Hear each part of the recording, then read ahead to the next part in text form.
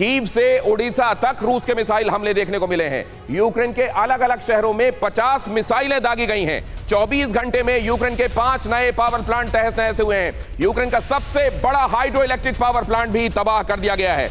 Ukraine का सबसे बड़ा hydro electric power plant, Dnieper नदी पर बना हुआ ये पावर प्लांट, ये निप्रो नदी पर बना हुआ पावर प्लांट कहां पर ये नुकसान हुआ है इसको, और किस तरीके का नुकसान हुआ, और इससे बड़ा नुकसान क्या हो सकता है, ये भी मैं आगे आपको बताऊंगा।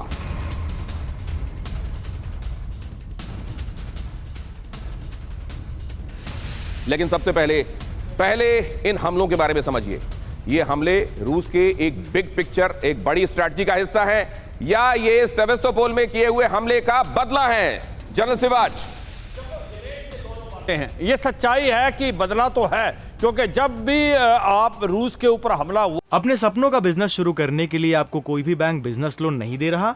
बिजनेस लोन लेने का सीक्रेट जानना चाहते हो तो फ्रीडम ऐप को अभी डाउनलोड कीजिए। हुआ है, चाहे वो उसका क्रीमिया पे हुआ हो, ब्रिज पे हुआ हो, या पहले जो मॉस्कोवा शिप को डुबोया गया हो, तो पलट के वार किया है रूस ने। और रूस ने सबसे इंपॉर्टेंट चीज है, ये जो टारगेट सेलेक्ट किए हैं इनको देखें। अब ईस्ट यूक्रेन पे नहीं दे रहा, अब वो जा रहा है कीव में, खार्किव में, लावियो में, जो कि इंफ्रास्ट्रक्चर को बर्बाद कर रहा है, बिजली पानी को मनोबल तोड़ रहा है, और जहां से एक प्रकार से सप्लाई आ रही है यूरोप से, रोमानिया, पोलैंड से, लावीव पे, उसको भी बर्बाद किया जा रहा है। और अभी आप देखेंगे हो क्या रहेगा कि जो कैपेबिलिटी है यूक्रेन की लड़ने की, उसके ऊपर ये डायरेक्ट अटैक है। और मुझे लगता है आने वाले समय में मनोबल यूक्रेन का गिरने लगा है, और अभी कहीं ना कहीं जो पब्लिक है, अवाम है, वो भी अगेंस्ट होता जा रहा है। वो कह रहा है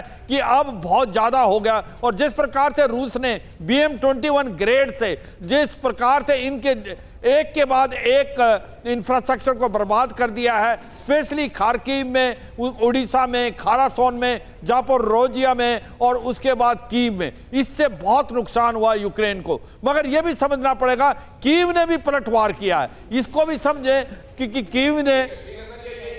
मैं एक राउंड ये भी समझना चाहता हूं कि यहां पर इन संदेशों के बीच में जो मिसाइलों से एक दूसरे को दिए जा रहे हैं, क्या कहीं कोई बातचीत के लिए भी कोई रास्ता रिमोटली दिखाई दे रहा है? अचल सर।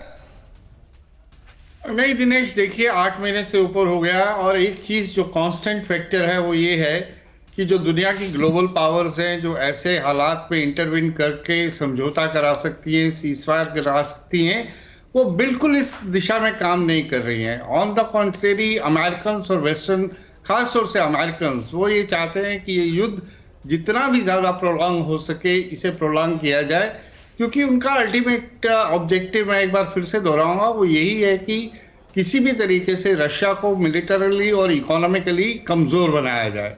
आपको कहीं से कोई अंदेशा दिखाई नहीं दे रहा।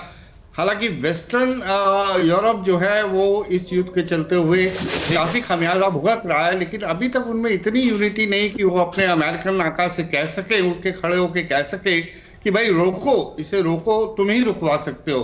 रशिया की तरफ से 1-2 बार ऐसे संदेश आए हैं कि हम बातचीत करने के लिए तैयार हैं, बट वो अपनी कंडीशंस पे करेंगे। यूक्रेनियंस को जो है वो पीछे से प्रवोक किया जा रहा है कि आप लड़ते रहो, हम आपको पूरी तरह से मॉरल, पॉलिटिकल, इकोनॉमिक, मिलिट्री सब सपोर्ट देते रहेंगे।